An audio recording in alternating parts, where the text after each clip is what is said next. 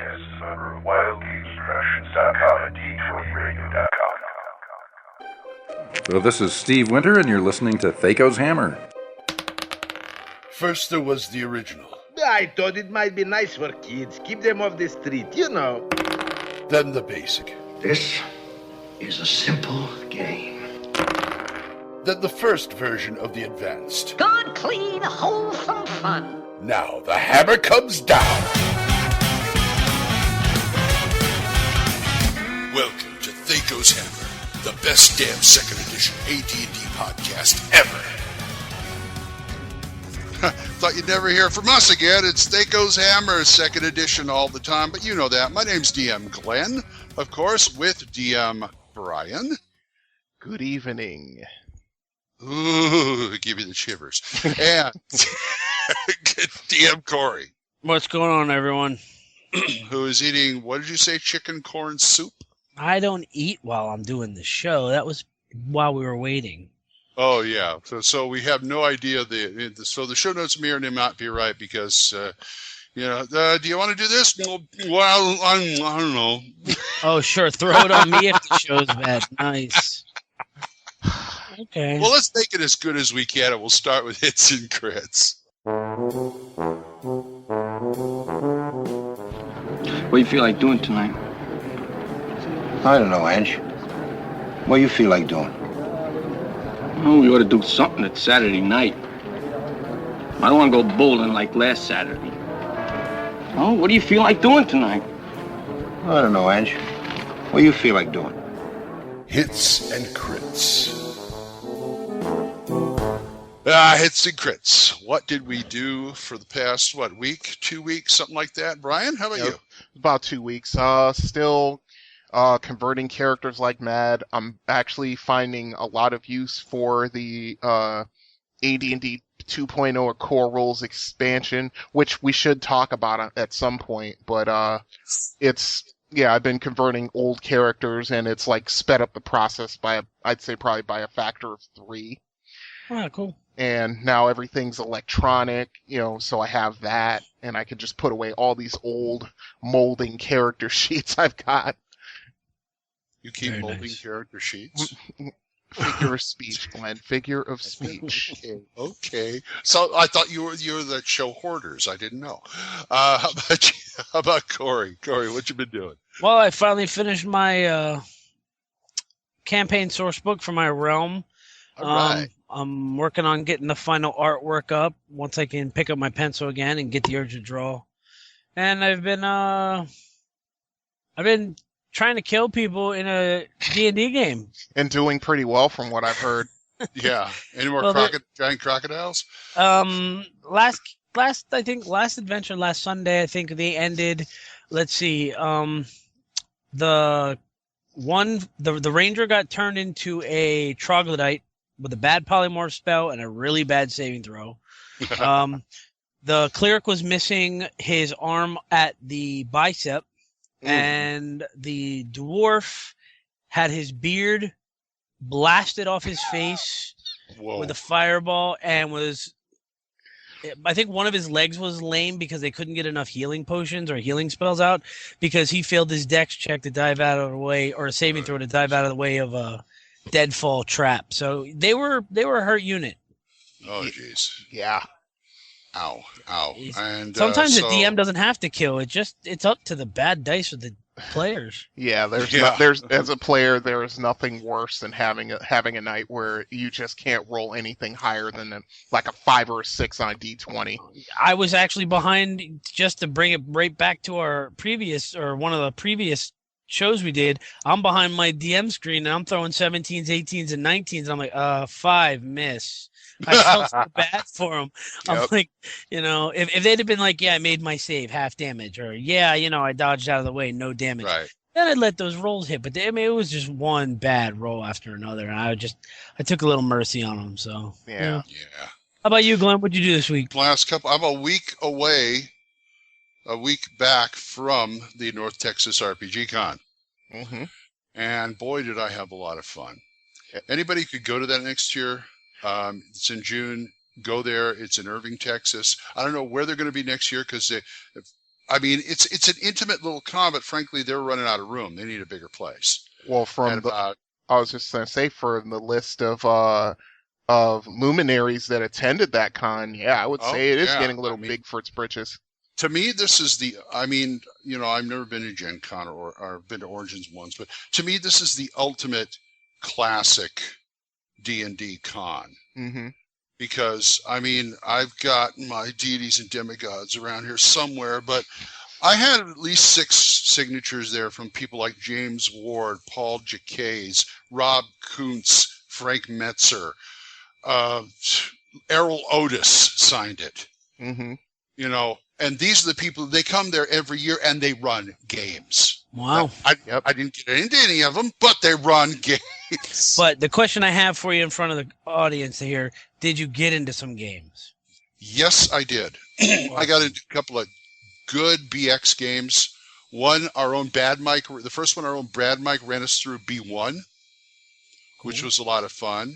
And one of the gentlemen from the Knights and Names Ale House ran another one that I had a lot of fun with, killed a lot of zombies and things like that. Mm-hmm. I ended up playing dwarves all the time, but that's all right. But it's like, you know, the worst that happened to me in both of these games was I lost the point of constitution in the second game. Where are all these killer DMs they keep talking about? Don't tempt fate, Glenn. I've said that to you before. Okay. And I've got a lot. I bought a lot of Rob Kuntz Roll 8 stuff. Got a copy of Vornheim. I'm excited about that. Swag. What is the bring? And 2 copies of the limited edition miniature they had there, the Lord of the Great Plains, a Minotaur wearing what looks like a loincloth with the logo on there and rattlesnakes hanging from it. Very cool looking mini. One of these is going out to Corey because he's such a nice guy and he's had a rough week. Yes. Oh, thank you. You're welcome. You're welcome. Funniest conversation in the convention. We arrived there Thursday afternoon, waiting for the room to happen, and Tim Kask is sitting there with some people. I think Bad Mike introduced me and my wife to him. He says, "Oh yeah, you're the guys who did that Saber Die and THACO's Hammer thing." He says, "Yes. Are you going to be doing a show from the con here?" He says, "No, I didn't bring my equipment." Good. I said, okay, cross him off the list for next year. Mm-hmm. And it was just a good time had by all, if anybody can get there. And my pocket character sheets went over like a lead balloon. Well, kind of. But next year... No, they went up as a balloon that you left in the trunk of your car that you never brought out to fly. That's how kind of... Why the hell I didn't. And there, and people would pick them up and go, "Oh, that's neat." They'd throw them down. Well, it's like I said when we were doing show prep. Character sheets are personal. That's true. Mm-hmm. And thank you, Good Mike, for a good idea. I gave these to Bad Mike, and next year they're going out in the pre-reg packs. Yep. So, win-win situation. Yep. Anyway, that's what we've been doing. And what do we got next? Got an email. Got an email? Oh, yeah, we got an email. Yes. Let's do it. Yes. Do it. All right. This is from, I don't know how to pronounce it correctly, so I'm just going to roll with it. Just throw syllables together. Yeah, Corey Gosman. That's his name. He says, "Hi, guys. Hello." Hi, Corey. Mm-hmm. Not to be confused with the original Corey. Mm-hmm. Our Corey. Yes, Corey. Yeah, Corey number 2. We'll just refer to him as Corey number 2 for now. Fine. Okay. He says, "Hi guys, I'm just beginning to refamiliarize myself with AD&D and have thoroughly enjoyed your podcast. Thank you." Thank you. Mm-hmm. Thank you. Yes. He says, "Since I haven't played in nearly 20 years, I can't even imagine not playing that long. Your discussions are very helpful to me. Again, thank you." Thank you. Yes. Mm-hmm. Yes. One area that has always confused me is the spell progression for wizards. I have never totally understood if the spell progression table indicates the maximum numbers of spells may have in their spell book at any given level, or if it indicates how many may be memorized at each spell level at one time. For example, the table shows that a 6th level wizard has 4 first level, 2 second level, and 2 third level spells. Can they have more than that in their spell book, but only memorize those spells? Okay. Actually, he had it right the second time. That's a good question because I have been confused in the past myself about Really? Really? Yes. Okay. Well, it's like, okay, you say I could have this many. Say I'm playing. Well, here's an example. The live play we did. Okay. I think one of the first ones. I think it was with Crispy. We were playing. He has roll at 4th level characters. Mm-hmm. So I had like 4. I could get 4, 2, and 2. Mm-hmm. And then, but actually, I could get. I didn't know those are the ones I had memorized. Those are the ones I can memorize. But because I had picked out all these other spells that they said I could have. Mm-hmm. It's like, no, you just get 4, 2, 2. No, that's... Okay, you mean these are in my spell book, but I don't know them? Yeah, okay. All right. No, well, actually, there should be, well, this is more of a DM style thing or anything else, but there should be like 1 or 2 spells in the spell book that are beyond the mage's ability to use. Uh-huh. But that's just me.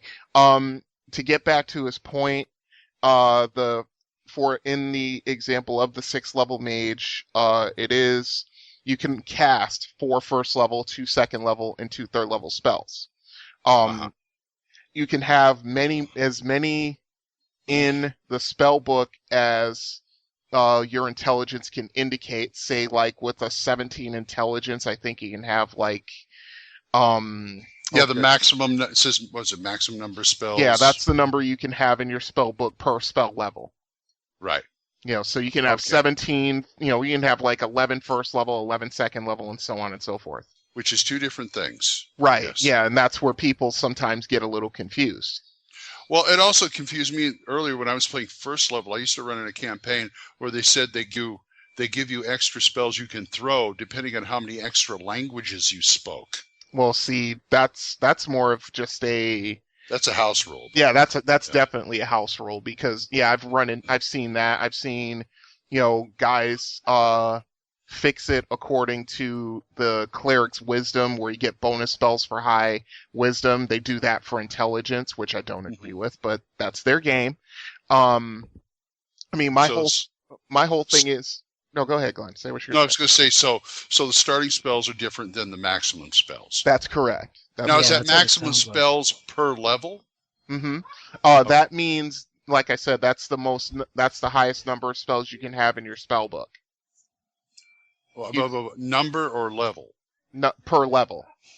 Like you can have, like if you have like a 17 intelligence, you can have 11 1st level spells, or 11 2nd level spells, 11 3rd, 11 4th, all the way up to the maximum level you can cast according to your intelligence. Gotcha. Okay. Mm-hmm. Hold on. Okay. Sounds simplistic, folks, but, these are the kind of things that trip people up all the time in D&D. Yeah. Especially for beginners. Especially for beginners. Mm-hmm. Yeah, it does. Corey, have you ever had any trouble with this? No, I don't. I've never messed with altering anything doing with the magic user or the spells, other than some slight alterations that I've done where messing with the the bonus spells clerics get for wisdom. Yeah. I give that to the mages as well, just simply because 1st level mages really, really suck. Yeah. 1 spell and done. I give them, if they have a high enough wisdom, I allow them to use that as a better memory so that they can have more 1st and 2nd level spells until, they get up to where they're pretty much running even with the rogue and the cleric. But I don't mess with the spell progression as far as all how many. No, the answer is no. I've never touched it. Okay.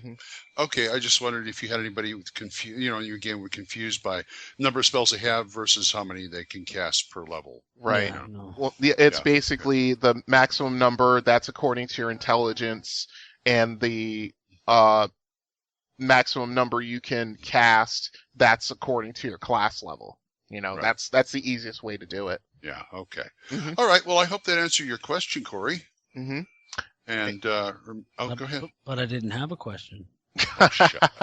Oh, he's actually got a second one that he does. Yeah, he does. All right, whip it on us. Okay, you don't want that. Anyway, in addition, whip it on us, not out. Yeah, I know. All right, go ahead. Okay, he says, in addition, I have the player's option spells and magic book that I'm considering using. Actually, you would be very well off to do so, but that's just my opinion. He says, on page 15 of that book, it says the first level wizard begins play with 3d4 first level spells in their spell book, 2 of which must be read and detect magic. Specialists get the 1 additional spell from their school. Yeah, that's correct. Okay. Also on page 77, there's a description of a spell point system, which I like because it gives the player some flexibility in the combined total levels of spells memorized. So if you are the same 6th level wizard, you're not locked into specific spell levels, but you could choose to use your spell points on all first level spells if you like, instead of first, second, and third level spells. I'm curious to your thoughts on the topic and any clarifications on the memorization rules you can provide to me.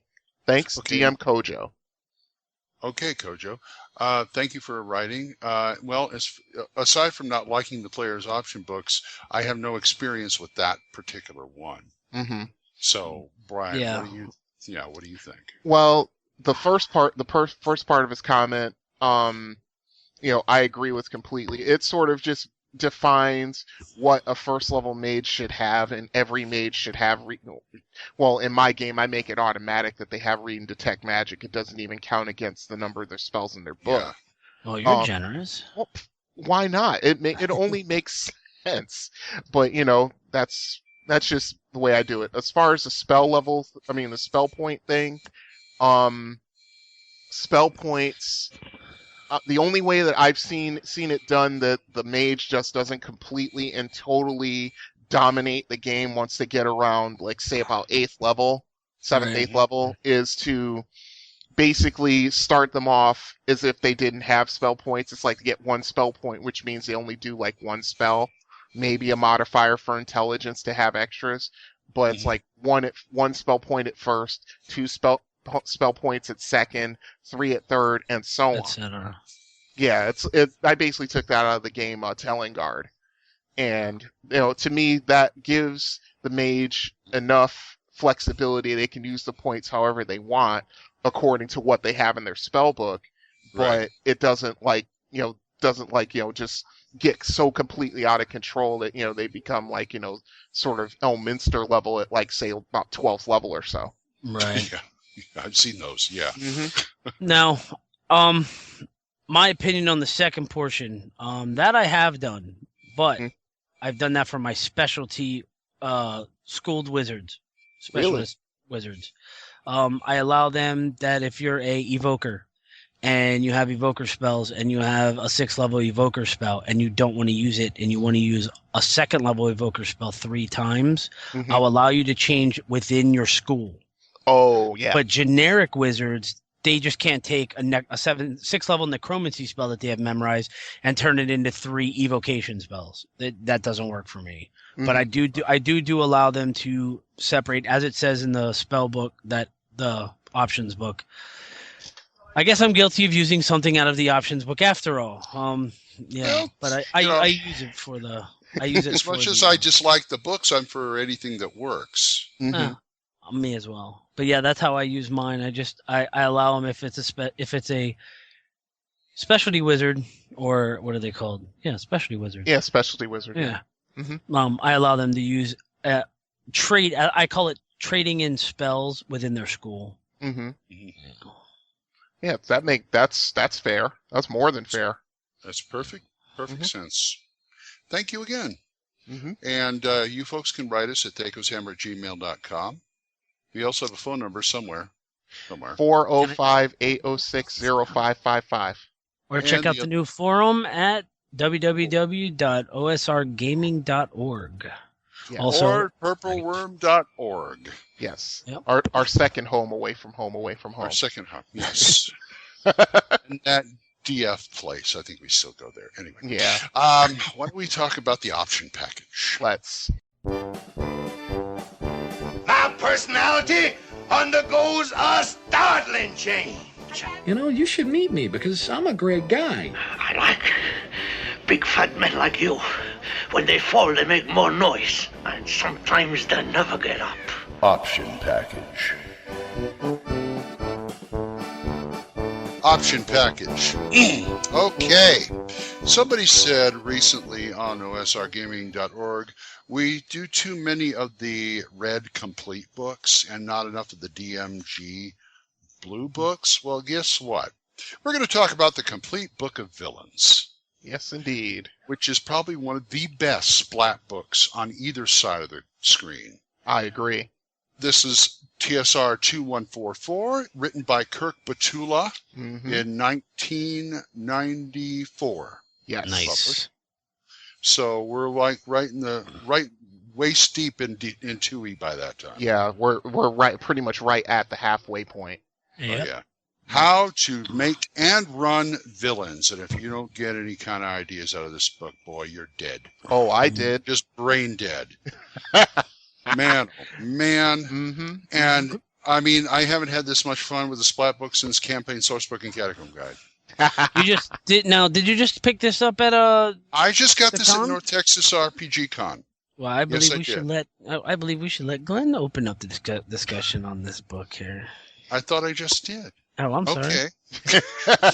Well, tell us, Glenn. Tell us what you like. What you found interesting. Chock-a-block full of good ideas. First of all, the first thing it does, it says defining your villain. It analyzes what makes a good villain, his occupation, objective, motive, and they just go right down the line. History, network, appearance, attitudes, personality. You basically have you climb right into his skin. Yep, into his brain. You mean?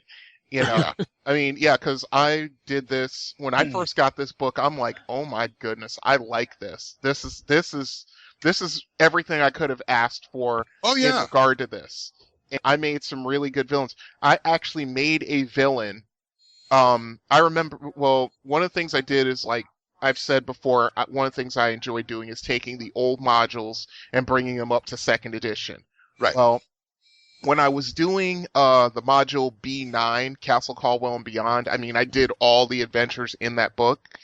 And you know, the one where everyone has to clear out Castle Caldwell. Mm-hmm. Oh, yeah. I stocked it. Well, first thing I did is I stocked it. And I didn't, going back a couple of episodes, I didn't use too much logic at the beginning.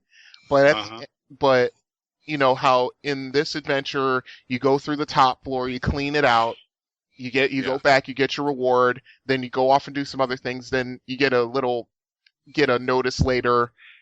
Basically, they're asking you to clean out the bottom level because they can't get in there. So you go in there, and in the original module, there are stronger monsters down there. Mm-hmm. And I was like, you know what? Why are they there? Then I said, you know, there is a room that is very difficult to get to. And I said, you know what? There's going to be a mage down there. And he's doing experiments, and he's plotting to, as the brain would say, take over the world, you know. And then then shortly after I did that, I got the villains book, and I'm just like, you know what? This is a perfect way for me to flesh this guy out, and that's exactly what I did.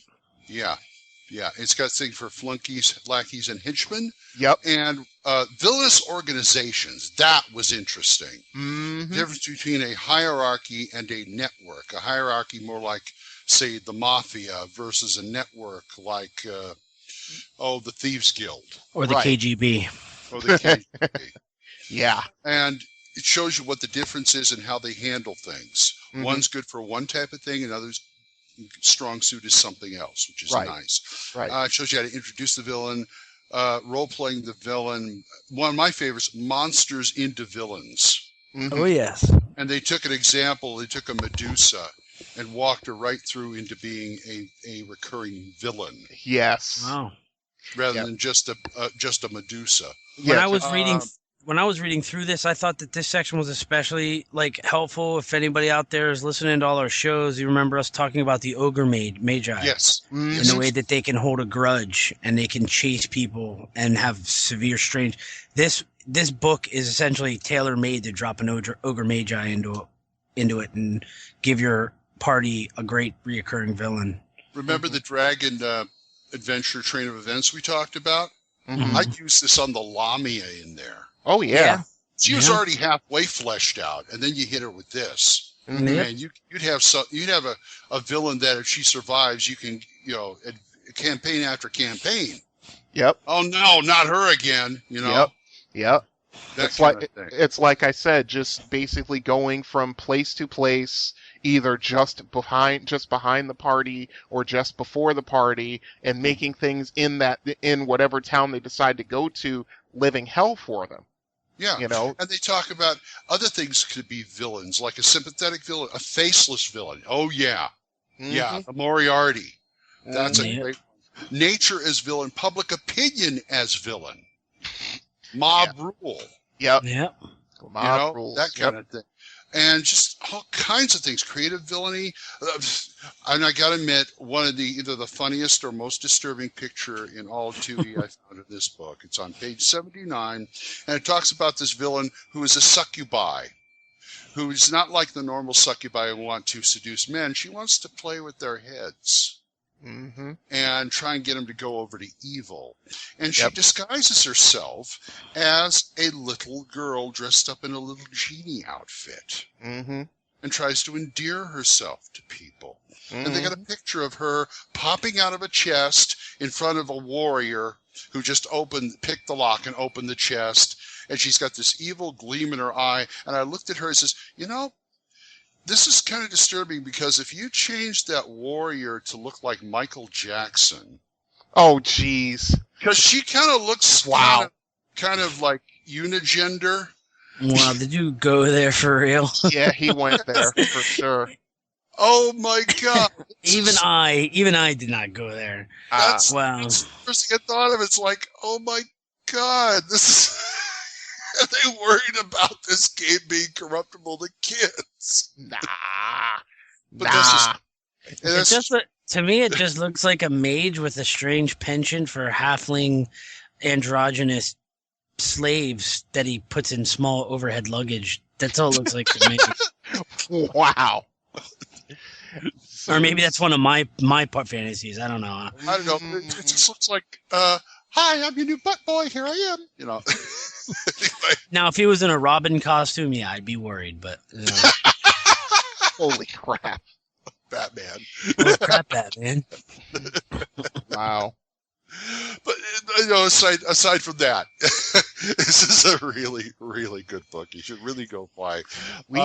Ladies and gentlemen, we just got a nice little insight into what goes on in Glen's head. Oh, like you haven't had before in other shows. Not like that. Okay. Just teasing, Glenn. Just teasing. I'm sure you are. Yes, I am. Anything that has to do with villains that you can think of is in this book.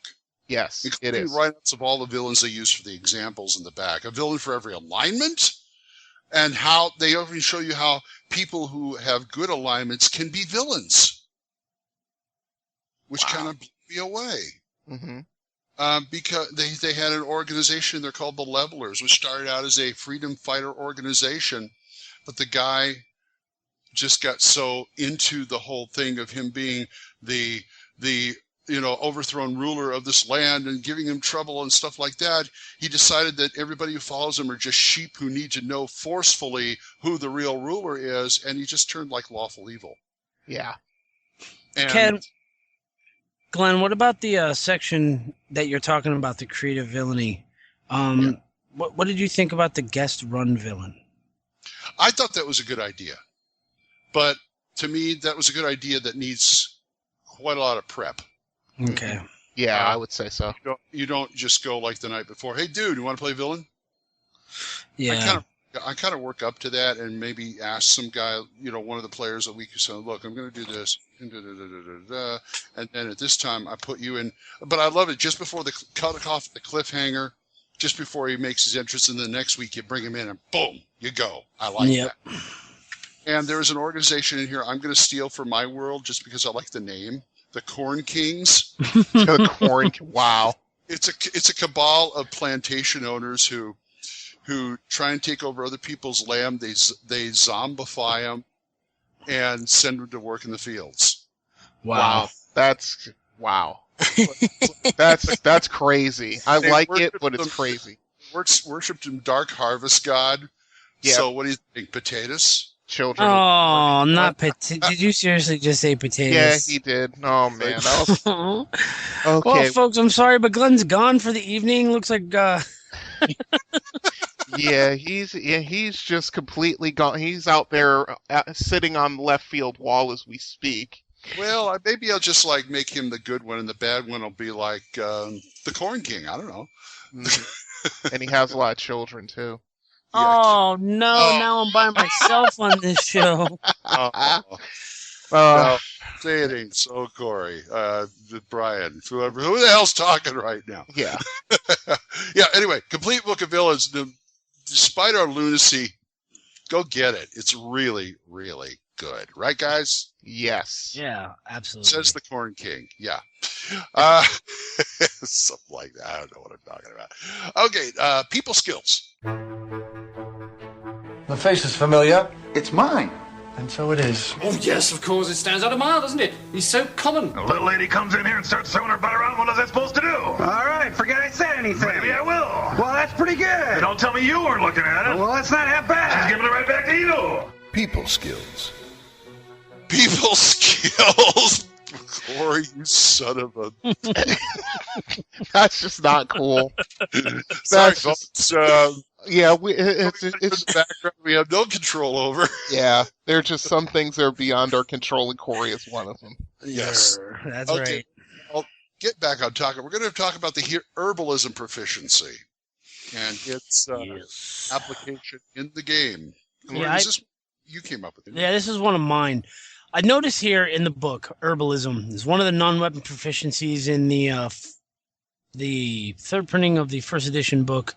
It's on page 59, the first edition of the second edition Player's Handbook. There you go. It's on page 59. Mm-hmm. It's in the right column. It's literally maybe 15 sentences long.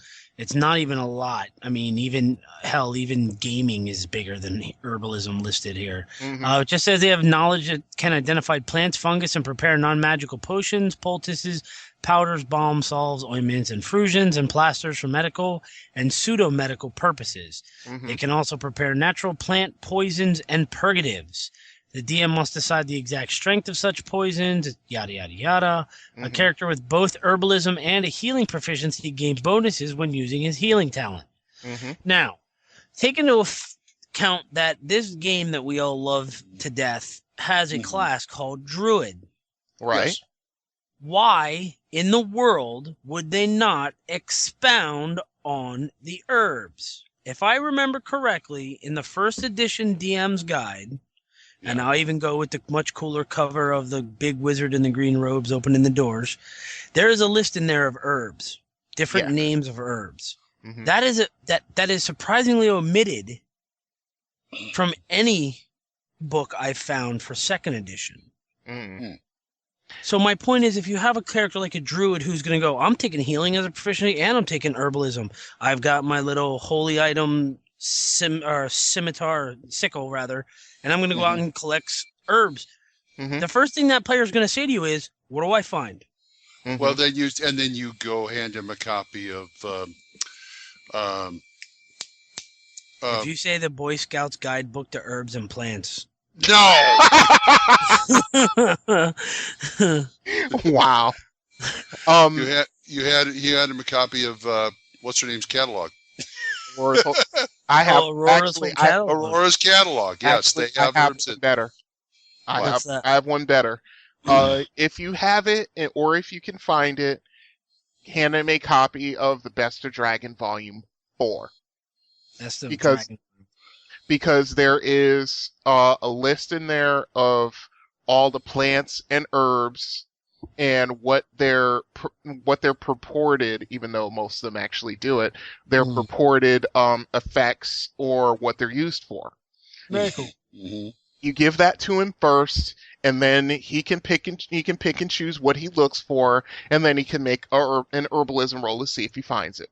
Okay. Which all underlines the fact this was not included. Right. Because to me, it seems like the DM's just going to do nothing more than roll a die behind the DM screen and go, the druid's going to go, well, our fighter's feeling sick because he got attacked by a poisonous plant, so we got to find the neutralizing plant. Let's go out and find a plant. I'm going to go roll my herbalism roll. DM's going to roll a die behind the screen and go, okay, found it. Mm-hmm. To me, the druid isn't combat heavy. Mainly. No, they're not. No, they're not. Okay, Right. The druid isn't combat spell heavy. Nope. Okay, so a druid in a party is like a bard in the party to me. They need to have their niche. And to me, a druid is almost the same as a cleric's, where it's post-combat or pre-combat preparedness or, healing. No, you're right. You're right. So you would think that they put dozens of pages in here for the fighter, for his armor, for his weapons, hundreds of pages in here for the wizard, his spells, their effects. They would have something a bit more for, the herbalism. And I the reason I brought it up is because I wanted to know if any of you guys and our listeners found anything online, made something, found maybe a book on something, maybe not even a D&D book that would explain, maybe would expand on it, and they've used it. Because personally, I went online and had to look up a whole bunch of plants and made my own Excel spreadsheet, which was a pain in the butt. So, but no, I get that. Yeah, but yeah, that's one of the, to Glenn's point, this is one of the things I think they felt, even though, when they were redesigning D&D for second edition, they had to not so much cut corners, but they had to streamline. Yeah. Because that's one of the biggest things about, and I know I'm going to piss off a lot of 1E players, but screw it.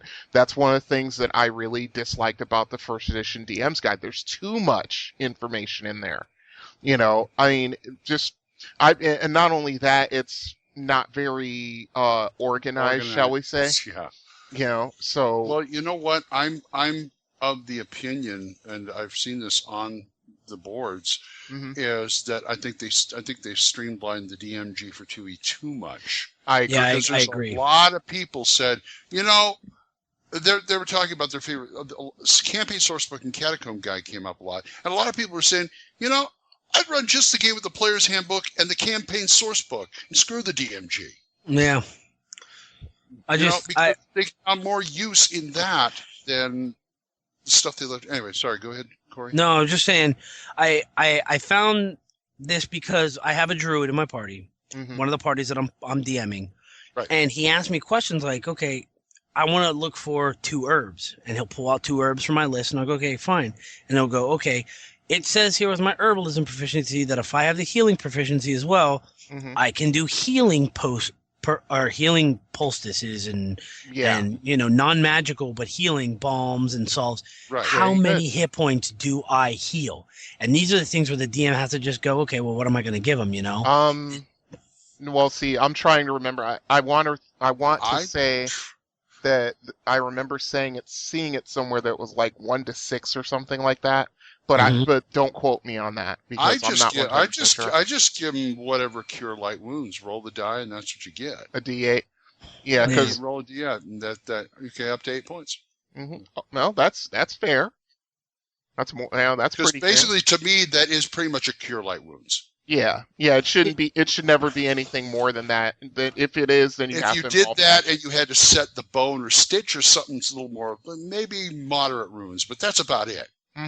Yeah, I mean, what I've been doing with it, if somebody actually uses the herbalism skill with the healing proficiency, because the healing proficiency, if the wounded character gets complete rest, he can recover 2 hit points per day while under such care.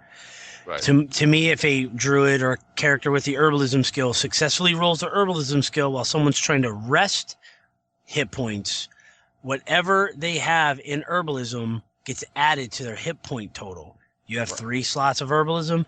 They now rest 5 hit points a day because of your herbalism skill, making the poultices, and it even says non-magical potions, poultices, powders, etc., etc. I really wish, this is one of the things I really wish D&D would have focused, gave a little bit more detail in. I agree. But did you look in the Druid's Handbook by any chance? Not offhand, no. Okay, because I'm wondering if they didn't. Do a couple of things like that where they kind of went a little bit in depth into plants, into those kind of things. Now I'm going digging. It just occurred to me. I'm like, you know what? They did make a Druid's Handbook, even though I never use it. But yeah, so I think I cracked mine twice. And I'm trying to find the issue of the Dragon magazine that I was talking about. So, but yeah, as far as that goes, yeah, doing a Cure Light Wound spell with like a healing poultice or something like that, that's more than fair.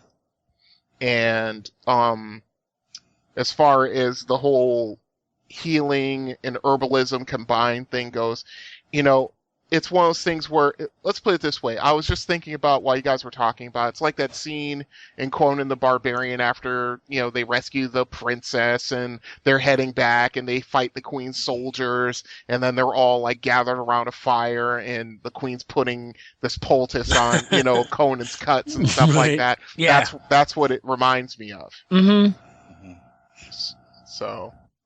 All right. Well, just asking and see what you guys thought. Well, that's what we think. Yeah. I told you what I thought. Anyway. I've been told. Yeah, it's like I said, just treat it as a Cure Light Wounds. Mm-hmm. You know, and if there's any pluses of that, you can add that in too. So if you're feeling generous, I know that's a little stretch for Corey, but if you're feeling generous, I'm generous. I change die rolls that are 20s behind the DM screen to 5s and 6s. That's true. That's true. Especially when the players are like, you know, rolling nothing over 10. Yeah. Okay.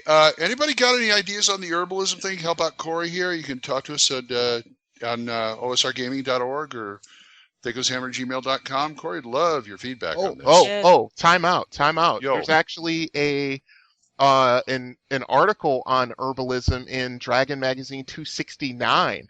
Ah, okay. Yes, called Herbcraft, and this guy Owen Case. Are you sure that isn't just the new campaign world they came out with? No. Well, that's for stoners, but anyway. But yeah, that's also another option. And once we get done with the show, I'm gonna look into it a little bit just to see what it's about. I have the Druid's Handbook open, and they have a section of herbal magic on page 103. There we go. There you are. That's some good ideas. And it is a character with this herbalistic proficiency. So it is a proficiency. May use herbs as an adjunct to the healing skill, as explained in Chapter 5 of the Player's Handbook, just like I guess I've been doing, which enables them to produce magical herbal brews. Druids who devote at least 3 slots to the herbalism proficiency can create these brews. That's strange. Very. That's interesting. Yeah, and it goes into how to do the brews, preserving herbal ingredients, making an herb brew. They have examples in here of things called like crawlbane and darkweed and deathmock and springberry. Yeah, hushthorn and fiendflower. So it looks like there is some information here about using them as healing, but I'm going to have to look more into this. But yep. Okay, and I'm sure, like I said, Corey, I'd love your feedback on this. Yeah. On our number, whatever it is.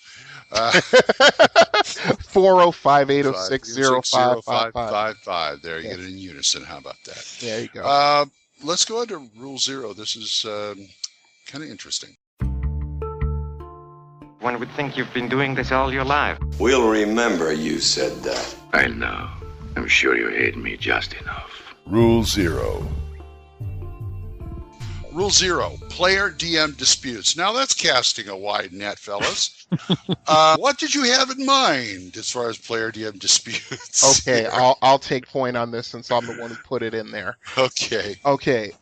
Usually, I think what I was thinking about at the time is more when a DM makes a ruling that the player doesn't like, and God only knows we've all done it. Uh-huh. You know, I see it this way. Well, no, I see it that way, and blah blah blah, and then it just ends in the I'm the mommy, I'm the daddy kind of thing. I'm the DM. It's my game. This is how it goes. I'm the PC on the Mac. Yeah. Yeah, something like that. But I was just more kind of thinking about just how you handle a dispute as it happens. You know, something comes up, a player is very unhappy by either, if it's a die roll, you know what, it's a die roll. But if it's sort of a DM's judgment call and the player disagrees with it and he starts, kind of making a little noise about it. Mm-hmm. You know, I was just wondering. Yeah, okay. Well, you know what? So as far as I'm concerned, I know this doesn't really answer the question or really excuse anything, but a lot of times, as far as I'm concerned, any call is a DM's call. Well, I agree. Game. Well, okay. Even the most basic one that the players think they know got down pat. Mm-hmm. You know what I'm saying? Right. But I am also of the opinion of I make the ruling, we discuss it afterwards. Yep, and that's fair. You know, that's how it should be. But unfortunately, you know, there are some players who just want to start squawking the minute something comes up that doesn't go in their character. Yeah, well, they don't last too long on my table. Oh, me neither. Well, also on the other side of the screen, there are certain life or death for the characters situations where that could really bite you in the butt. Mm-hmm. If somebody rolls a critical failure and they have to save or die, you let it stand. You have to. Yeah, you have to. You know, at that point. Yeah. You have to fudge. If you can fudge it, you can fudge it. And then there's players who won't let you get out of it. Yeah, those are the ones that really piss me off. Oh yeah. Yeah. Well, no, you rolled it. No, I'm dead. Yeah. Then they start getting passive aggressive about it. They get all petulant about it. Yeah. Yeah, exactly. Only a very small amount of players that I've played with are argumentative and combative with the DM when it comes to rulings. As a matter of fact, ironically enough, my one friend who plays the one-armed cleric currently is actually sitting here in the background watching the hockey game, and he is I don't want to say this as nice as possible. He's a rules lawyer. Mm-hmm. So he knows how many hit dice are what. He knows, what the morale is, et cetera, et cetera. So if I change something as a DM, more often than not, I get a quizzical eyebrow raise at the least. Uh-huh. And essentially as you know me as the pit bull of THACO's hammer, my answer is the same on the table. It's shut up and deal with it. Mm-hmm. And then later on, I have to explain it to him. Listen, these aren't normal Duragar. These have been trained by villain so-and-so, and they have higher hit dice, and they, So after I explain it to him, he's okay with it. But yeah, I have a petulant child at my table from time to time that needs, the DM smackdown. Yeah, needs the wooden spoon across the knuckles. Yeah. Players have got to... I'm sorry, go ahead. No, I was just going to add to that. Or, throw my 80 millimeter resin D20 at their heads and say, shut up. Oh. Well, players have got to understand 9 times out of 10, the DM has a reason that the kobolds are breathing fire or something like that. Don't get me started. And the thing I hate about that is there's certain things that as a DM you don't want to tell the players the reason for it, but afterwards, after the game, you kind of have to. Yeah. You have to. Otherwise, they're just gonna either run into the ground or just like this. And it's like I find that more often than not.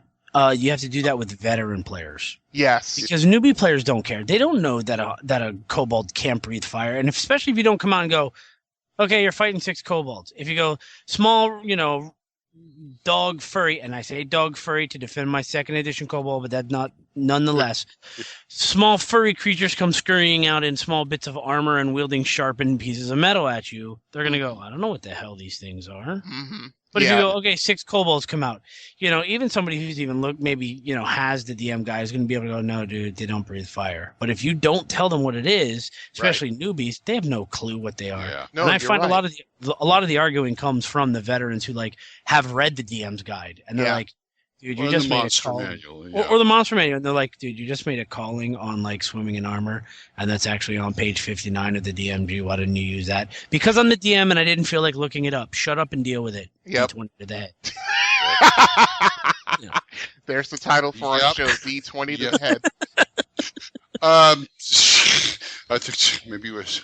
It used to be called THACO's Hammer. Now it's D20 to the head. No, I meant for this episode. Starring Corey Ballista to the face. No, it's Ballista Backstab. You can backstab with a ballista. It is not in the rules. Oh, you're terrible. Sorry. Okay. But yeah, you're right. And you know what really gets my goat is if you had to, I don't want to explain to him afterwards because like it's something the players should be able to, or the characters should be able to figure out for themselves in game. But there are times where they either can't or won't figure it out, maybe. And not even so. Well, to me, it's like, okay, fine. You don't. Go on. Yeah, well, you know how it is, but there are just some times where you just have to say, okay. I got up out of my chair. I'm starting to gesture now. Okay, now I'm getting excited. Okay, sit back down, Glenn. Breathe. Yes, breathe. Okay. Breathe in for 3 heartbeats. Hold for 5. Release for 6. Wow. Okay. The best rules lawyer guy in that, that kind of guy I've ever seen. I'd have him at my table anytime. Okay. He was in my friend Mark's Champions and D&D games, and he knew both games backwards and forwards. And this is through 2E. He would, if Mark was doing something, his name was Paul, he would like say, if he made a ruling, well, actually the things in this book on this page, and then you look at Mark and he says, and Mark says, thinks about it. Yeah, I guess it'll work that way. Or, no, it doesn't work that way. And he'll just shut up. Yeah. He just wanted to point it out to him, and he realized the DM has the final say. That's the kind of rules layer I want at my table. Well, that's they're cool if they add after their rules lawyering, if they say, but that's if you want to use it that way. Yeah. That giving verbally giving the DM the final. And believe me, those kind of guys are godsend. If you can't look something up right away in the heat of battle, they'll just, Paul, what is it? Okay, fine, and you go on. Well, that's the best kind of rules layer to have. I agree. Yeah, I call them rules reference materials. Walking encyclopedias. Exactly. Yeah. Walking rule books. That's what they are. Says his armor class hit. Does it hit there? Fix for yes, it does. Okay, fine. Go on. Okay, I have to confess, I'm sort of, I can be like that at a game, but I really try to tone it down. Is this Brian's confession? Not quite. Almost, but not quite. I'm dancing on the line right now. I have been like that in the past, and the problem is that it's good if it's basically one of those things where you have to tone it down at some point, because either the DM's going to get annoyed with you or the other players are going to get annoyed with you, and then the next thing you know, you're not invited back next week. Yep. Been there, done that. Yeah. So, I'll have to tell you a story about him too. He always was helping me in Champions by rewriting my character every week. But anyway. Oh, now see, that's just cheating. That's another story. No, it wasn't cheating. It was bad math. But anyway. Okay. I'll tell you about it later. But DM player conflicts are always, to me, supposed to be handled away from the game. Well, after the game is over, I agree. The one time that I had, the biggest dispute I had was, aside from like players being passive aggressive about things, but I'll get into that another time. Basically, one of my players, they're fighting up against some higher level orcs, like Orogs and things like that, and one of them had his arm taken off. Ooh. And I use critical hits, and it can be pretty damn bloody. But he basically had his arm removed at the shoulder, no less. So the whole thing was that he just gave me this real disgusted look, and just basically just started making another character right there. And I'm like, what are you doing? And he's like, well, since you basically crippled my character, he's gonna commit suicide. I'm gonna make another one. See, that's the kind of conflict where the DM has to think twice before having that happen. Well, at the same time, it's still something you talk about afterwards, but it's something major that happens to their character. Well, I would agree. I agree that those things, but that's. I'm not going to grind the game to a halt to argue this out, but my whole thing is that if he had just stuck with, more or less stuck with that character to the end of the session, I would have had a discussion with him about how we're going to handle it. Okay. And, because I'm not just going to say, well, your character is one arm and that's just how it's going to be. This is D&D. There's magic. There are things that can be substituted. Hell, Dragonlance is basically based off of a major magic item created by somebody with a magical arm. Mm-hmm.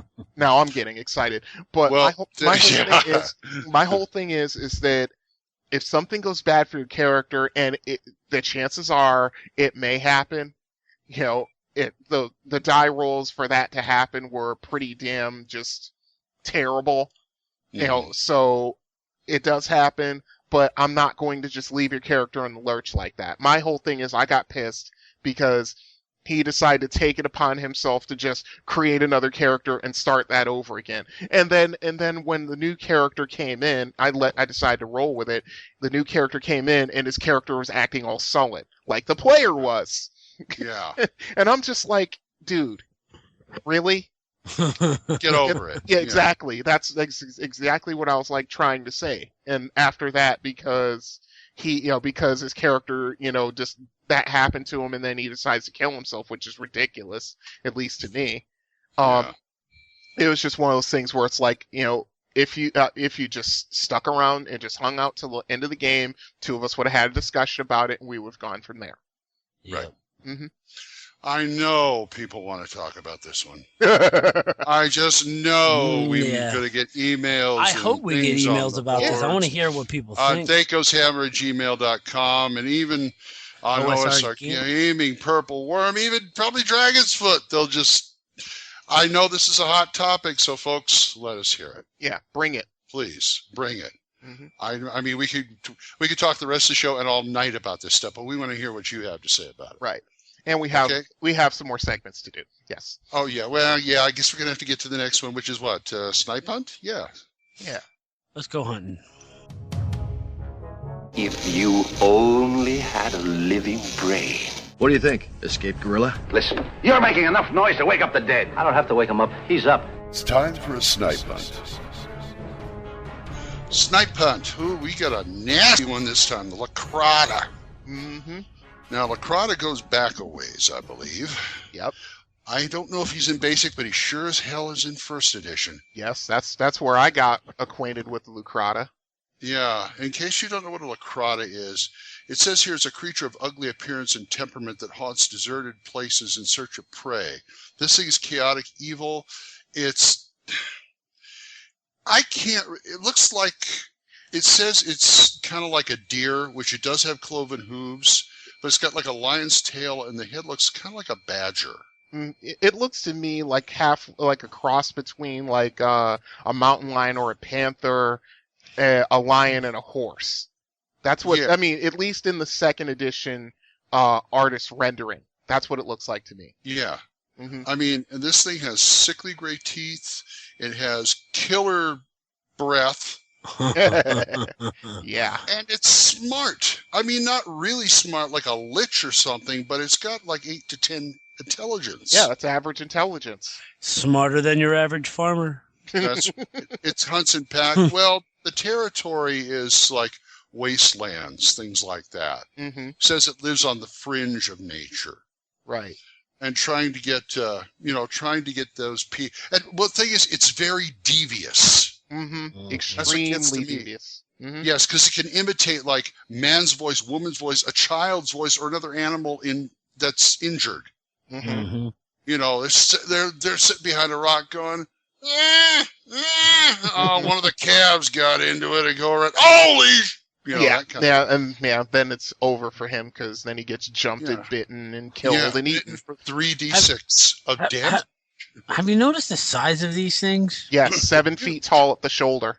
Which means it's taller than your average human. Yes. It's taller than every human almost. Size of like a war horse or something like that. Mm-hmm. Yeah, large, like a Clydesdale type war horse. It's bigger than that because it's 7 foot at the shoulder, not at the head. Yeah. This thing is huge, man. I didn't know they were this big. I thought they were the size of like maybe at most like a Rottweiler, but these things are... And you think these things hide in a cave and attack individually? No, these things run in packs too. Yeah, it's like rabid moose. Yeah. Jeez. It loves flesh. Yes. Humans, demi-humans, humanoids, it don't matter. Yeah. Even other animals, they'll take out. Yep. And according to this, it has like bony ridges that act as shields for them. Yep. They bite for 3d6. Ouch. No, that's the better. And when they retreat, they kick for 1 to 6 for 1 to 6. Mm-hmm. So you get it coming and going. Yep. I mean, the thing is, and this cannot be emphasized enough. Their teeth are so strong they bite through metal. Yes. Which means if you're fighting someone and you're in metal armor, don't think that you're safe, because not only does this thing have the fighting ability to hurt you, it can actually bite through your plate mail armor and not only hurt you but also damage your armor to make it less effective. Yeah, it goes right through plate. Mm-hmm. Yeah. And it says here that when you're dealing with it, if you go into a necrotic lair, you have to roll a successful saving throw versus poison with a -1 due to the horrendous stench or gag helplessly for 1d4 rounds. Wow. If you're fighting it in its breath, too. Wow. To me, that's basically a breath weapon. Yeah. One of my favorite things that they've listed on this creature, which I wish they would do with every magical monster that they have, is in the ecology. They list what its hide is for. Yes. It says that some mages prize the Lacrota hide for creating boots of striding and springing, hoping that the sure-footedness of the beast passes down to the boots themselves. Things like that. When you kill a creature, it's not a video game. You don't wait for a bag to drop, a balloon is carrying you, right-click on it, and move on. Yeah. You got a corpse of a freaking animal in front of you. Mm-hmm. And if you're playing in a hardy outland where these things live, you're going to use some of that meat for dinner, where you're going to have to cut back the skin. This right here shows me, hey, for example, it even says here, they serve no practical use, and one would be hard-pressed to find a druid that would try to protect a member of this species. Which means, hey, guess what? Hey, druid, while you're out looking for herbs, skin that Lacrota. Yeah. Yeah, we want to make some boots out of it. Exactly. Yeah. Mm-hmm. Then you can roll on the herbalism table. Yeah, and boots of striding of striding and springing are a fighter's best friend. The only ones that are better are boots of speed. That's it. Yeah. But we can go into that another time.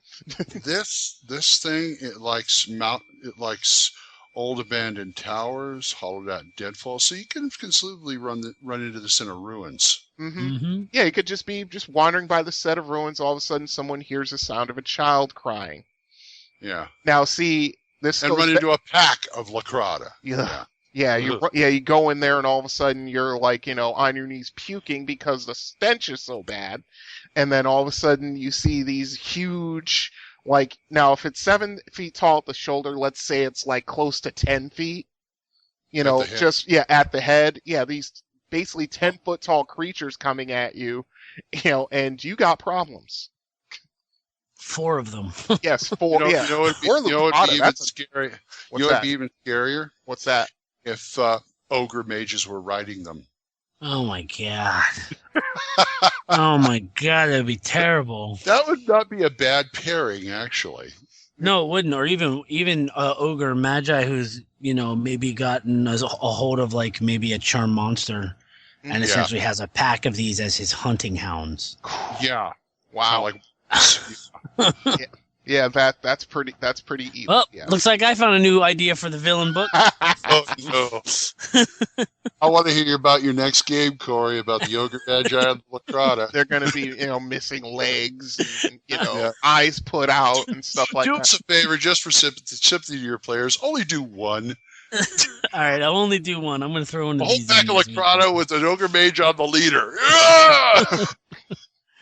Yeah, a bunch of cones of cold come flying at you. That's a bad day. Well, last one that hurt him was a wizard who precast Unseen Servant. Oh yeah. Not Unseen Servant. I'm sorry, Invisible Stalker. That's the one that does 8d4 damage, right? Yeah, and buffets you up against the wall. Dude, That's what happened. That's one of the things they walked into. Hey, they're level 7 and level 8, and there's 5 of them. Yeah. They can handle something like that, except when they're rolling 3s and 1s. Yeah. Actually, I'm looking at this creature. Your party right now may be able to take 1 on. They're like, the hit dice are 6 plus 1. In the condition they're in, you want to reconsider that? I didn't say the condition period. I'm saying the party period. Like, they're fresh as a daisy. I think they'd have a good shot at it. As a side note here's something that I find interesting about this creature. Everybody knows all the urban legends of the big cities. Yeah. New York has its alligators. London has that bull that went through into the sewers, got free or whatever, and it's like albino and it eats sewage and it's like 1,800 pounds or whatever. Can you imagine one of these that just found a cave and wandered into the cave in the outskirts and it actually emptied into like a dwarven ruins? Oh God! Now this thing's in there eating orcs and eating Durgar. And it's just getting big and nasty, or even better, the orcs got a hold of it, or the Durgar got a hold of it and put like metal plates all over it. I got a nice image here for an Elmore picture or something with this giant Lacrata, this giant mutant Lacrata being fought at with a squad of drow on spiders. Yes. Inside the ark. Yep. That would be a fight, boy. Yeah, for sure. Yeah. Yeah, but that would be something. Yeah. Lacrata. Why haven't we used these? I have. Have you? I have not. Yes, I have. I like using them more as just I've never used them as planned encounters. They usually more come up random. But if they do come up random, I take like 5 minutes to just think about, let's see, how can I draw these suckers in? Try to put myself in the mindset of it. Yeah. And just basically, and it works almost every time. It's like either a child crying or a woman sobbing, or even better, the Lacrata actually imitates 2 voices. And so it sounds like 2 people are arguing, or one person's about to be attacked. Yeah. In my game, they can. Breathing belays. Yes, and okay. If any of you as players argue about them, D20 to the head. Yep. It's my game. Deal with it. Yeah. Yep. So yeah, but basically, this as a DM, you have to think of these kind of things to draw the players in a little bit. The last time I used it was years ago, but in the party handled it fairly well. They took some damage, softened them up a little bit, but it was the fact that they just got pulled in. Then of course the ranger got a bright idea. Hey, wait a minute, let's track this thing. So no, actually it turned out okay for them, but it's like so he ended up tracking the Lacrata back to its lair, and there weren't any. They basically had its treasure there, but they basically had to figure out how to get past the stench. Because every time, because they failed their saving throws, they're on their knees throwing up or having dry heaves. Yeah. So, so basically, they got a little bonus. Just they had to go through a little hell to get it. Yeah. But they'll really give you a fight, boy. Mm-hmm. Yeah. Yes. God help you if you break into a lair with the mother and the cubs or the children. Can you say +2 to attack rolls and damage because she's defending her cubs? Yeah. Yeah. Yeah. My God. And I'd like to play up the average intelligence. Mm-hmm. It's like that one movie with Alec Baldwin and Anthony Hopkins where they go out in the woods. The bear. Fight a bear that is very, very smart. Mm-hmm. It does hit and run tactics and all this other stuff. Mm-hmm. And that's kind of like the way I'd like to play a Lacrata. Mm-hmm. Not only the voice thing, but you get the attrition thing, plus, it'll be over here and cry and be over here and cry while he's crying over. Imagine 2 of them working together. Mm-hmm. Yeah. Oh my God. He cries over here. In the meantime, another one from the other direction attacks one of the other party members. Yep. Oh, that's beautiful. Beautiful. Guys, if you're not using Lacrata, you should. Yep. At least try them out. They're a lot of fun, whether it's a random encounter table or something planned. Mm-hmm. And, tell us what you do with Lacrata. We just scratched the surface. Yep. At least Brian has, anyway. Oh, but, I went deep inside, yeah. just got into the head. THACO's Hammer at Gmail. We got Tom and all the other places. It's time for DM's Rag. Well, that's quite a story. I think it would be fun to run a newspaper. And here it comes, right over the old plate. The DM's Rag. Okay, Brian, DM's Rag. Dragon number 169, Tactics. Yes, melee combat tactics. This was when I read this article, it was more along the lines of, in combat was just pretty normal in that, I go over here and attack this guy, or I go over here and attack that guy. This guy's attacking me. I said, you know what? That's kind of a little bit bland. So I just decided just to go and just do something a little bit different. I had to, when I found this article, I'm like, this is exactly what I've been looking for all this time, because I was actually thinking about writing up a rule about it, but then I found this. Basically what this is this is basically just, just giving the player and the DM actually, depending on the situation, just a little bit better, a little bit more of a definition of, how they decide to attack someone or defend somebody in combat. It's like I said, there are bonuses to each kind of strategy you take, each tactic you decide to use, and there's a penalty to it. Okay, we'll start with the normal attack, which is the, in D&D, it's the normal, I go up to the orc and I want to hit him with my, my longsword or whatever. There are no, your initiative is rolled normally. Plain vanilla attack. Yeah. Normal initiative, no bonuses or penalties to your attacks or armor class. Now, if you want to use like an active attack, which is one of the strategies you can use, gives you a +1 bonus to your attack roll, a -2 bonus to your initiative, which actually helps. That means you're going, earlier in the combat round. But the problem is that because you're looking to, go more on the offensive, it gives you a -1 penalty to your armor class. And, let's see, with full attacks, the full attack, which means you're basically just trying to wail on somebody, you get +2 bonus to your attack rolls, -3 bonus to your initiative, but your armor class is at a +2 penalty because, you're not thinking about defense. Not at all, not in the slightest. Yeah. In a role-playing aspect, I've had people use it when, their character snaps. When something happens or, just something that just makes their character snap and they just said, you know what, I'm going full attack on this guy.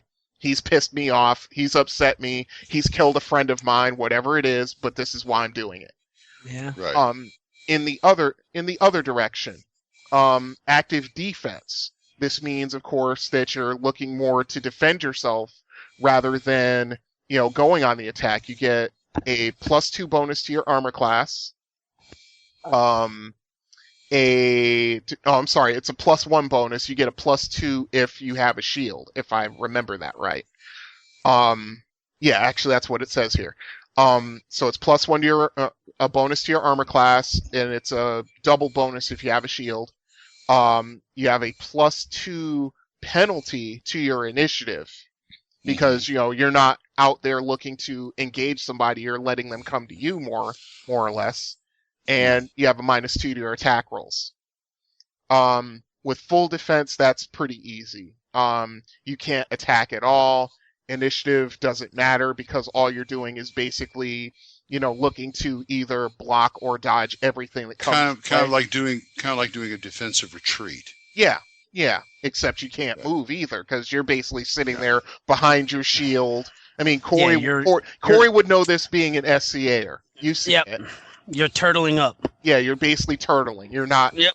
You're just basically like trying to just keep that sword from hitting you at all costs. You get a +2 bonus to your armor class, +4 if you have a shield, and if you have like a body shield, that goes up to +6. Wow. It's like small missiles. So it's like I said, this is just something to kind of spice up combat a little bit.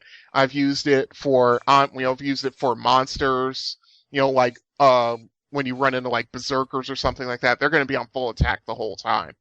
Right. They're going to be like, the enemy must die, run! Stuff like Right. that. Right.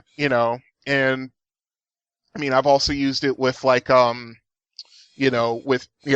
who are trying to stay alive, so they go on full defense, and they're just trying to get it to the point where they can get out of there, Right. defending. But like I said, it's just something to spice up combat. Spices it up, all right. Mm-hmm. I don't know, to me, it still seems a little too. Is that the gist of it right there, or is there more? I mean, do they take different situations and? Because if that's it, I think that's all right. But if it went any further than that, it's going, that's too much complication. No, this is pretty much it. The only thing they say is that if you have like multiple attacks, like you're a specialist in a weapon or something like that, you have to take the tactic that you take is the tactic that you have for the entire round. You can't. Oh well, yeah. You can't. Yeah, you can't change it like after you get one attack. Like you can go full attack on one guy, then go like active defense on another guy in the same round. No, you have to keep the same tactic. Yeah. Mm-hmm. I'd say the same thing if I was DM. Yeah. Mm-hmm. Yeah. So, but yeah, that's about it. What do you think, Corey? Well, I gotta say, at first glance, my answer is hell no.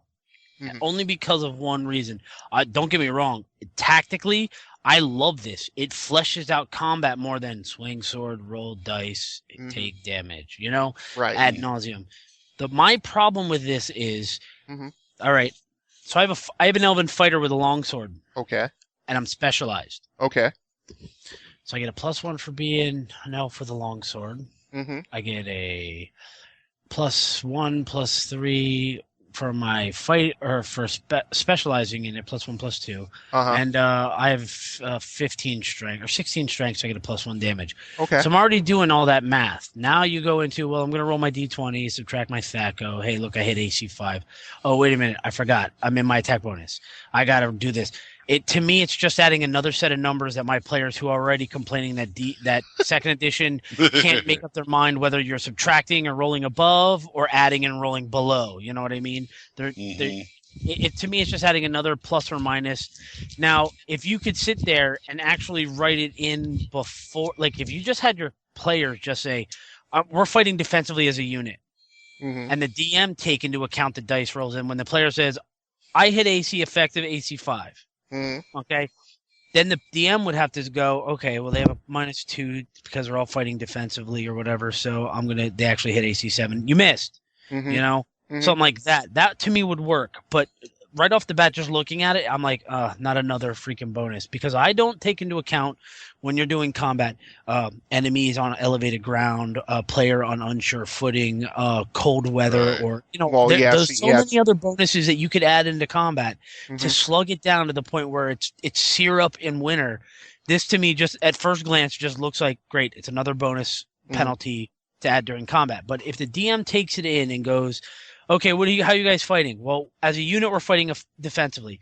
I'm not going to hear, well, the fighter is fighting actively attacking, but the cleric is defending and the wizard is actively defending. That you'd have to give the math back to the player. Well, yeah, that's how I've done it. That's a given right there. Yeah, absolutely. But my players, half of them would actually use this effectively, and the other half would either lie and fake it, or they just they'd ignore it. Well, see, that's when it comes down to announcing what you're doing before the dice start flying. Right, I know. That at least that's how I've always used it. It's like that's something that happens at the beginning of a combat round, and once you've declared what you're going to do, especially when it comes to this, because it can be kind of abused by those players saying, oh, well, I'm just going to attack. I'm going to attack actively now. It's like, no, you didn't say that at the beginning of the round. You're done. Right.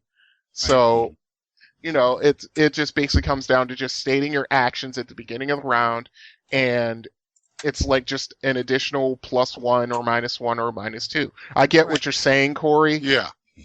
But I've had way too much success with this.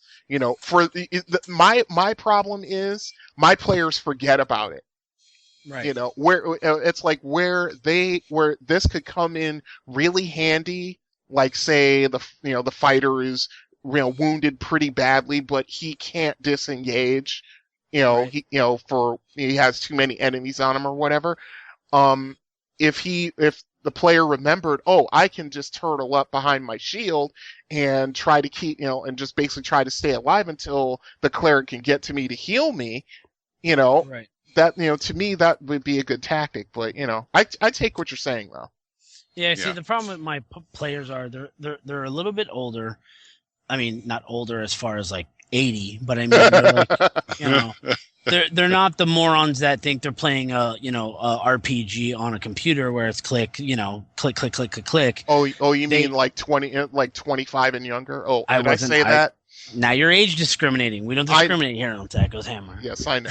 But no, what I'm saying is half of them would just be like, listen, half of my players would much rather ROLE play rather than ROLL play. And for me to go to them, hey, here's another thing we got to add into your character sheet when you're doing combat. They'll just go like this. Fine, I'm always actively defending. It sounds about it. The other half would be like, oh, this is awesome. I'm going to add this in. I'm going to do the math. I'm going to carry the 4, subtract B. Yeah, awesome. I got this down. Go ahead. I'm just saying my party's mismatched as far as their play styles. I got another guy who plays D&D like he's playing Munchkin. Kick in the door, slay the monster, get the treasure. And I'm trying to wean him out of that as it is. So this is just one more thing he'd ignore. Dude, do you know you have to roll weapon speed? All right, you got to add your weapon speed into your initiative. Oh, really? Oh, well, then I rolled a 0. No, you didn't. You rolled an 8, and then you got to add to it. Yeah. Oh, okay. God, I hate players like that. Anyway, I could get behind this rule if this was the only rule. What do you mean? About active and defensive. I mean, I'm not much to adding bonuses or penalties on stuff. Especially for stuff like terrain and stuff. Screw me neither. But this kind of, to me, it harks back to Champions, because if you're doing something like, the supervillain attacks you, I dodge this round or this phase. That's all you're going to be doing that phase. You get the defensive bonuses, but you cannot, go back and say, well, when it comes down to you, it's just, I'm going to attack. No, you're dodging. Yep. Yeah. You are dodging, and that's all you're doing. Yep. And I can get behind this. You're actively defending. That's all you're doing until next round. Yeah, and that comes down to just being firm about that, because that's my whole thing. I mean, it's like with 1E, the standard caveat that a combat round was a minute, and I was like, I never did like that too much. And when 2nd edition came out, and they said, now depending on who you talk to, it's either 6 seconds or 10 seconds. Right. And for me, I'll take 10 seconds because it just makes a little bit more sense to me. I mean, even though it's kind of the combat is kind of structured, 10 seconds kind of to me simulates how chaotic two parties of beings coming together trying to kill each other in a fight represents. Right. So, I mean, but, as far as this goes, it's like, when you decide to, if you use this, it's like if a player decides to take one particular tactic, then that's just, ouch. That's just how it's going to be until the end of the round. And you can't change it in the middle. Right. Right. I think that's SOP for any role-playing game. If the ones that make you state, you stated, you're doing, okay? Tell me about it next round. Kind of thing. So I think this is a good thing. But I can understand what Corey's. I mean, Corey, unfortunately, don't quite have the players to completely get behind it, and I can appreciate that too. I've had groups like that too. Yep. It's like, just let me swing the damn sword. That kind of thing. So I understand where you're coming from. So people, look this one up. Dragon 169. It might be of quite good use to you, and if it is, let us know. Yes, or even if you're currently using it now. Yeah, anything. We want to hear stories about it. Shoot, THACOshammer@gmail.com. Well, we killed off another one. Is this another one in the can? Yes. Yeah, another one in the can. Number, what did we say, 18? Yep. Yeah, 18. Episode 18. We're just having a whole lot of fun, and we may be having a contest coming up in the near future for a couple of monstrous manuals here I got sitting around here that we happen to have a surplus of. Oh yeah, I'd forgotten about that. Mostly thanks to Paper Cut, but we'll get into that next show. Until then, Brian, you want to say goodbye? Good evening. God, such a suave son of a bitch, I swear. How about you, Corey? What did you say? D20 to the head. Boom. Oh, damn, that would hurt. I think that means goodbye to Corey. And me, DM Glenn, I'm ducking the dice, and I'll see you next time when the hammer comes down on THACO's hammer. Not on my head, please. Goodbye. And don't forget your limbs on the way out. I won't. Is that a crying baby I hear?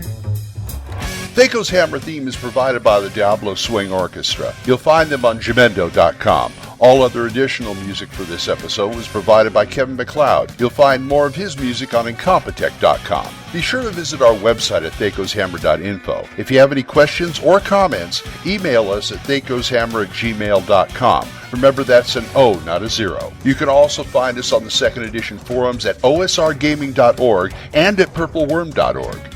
Or give us a call and leave us a voicemail at 405-806-0555. See you next time when the hammer comes down on THACO's Hammer.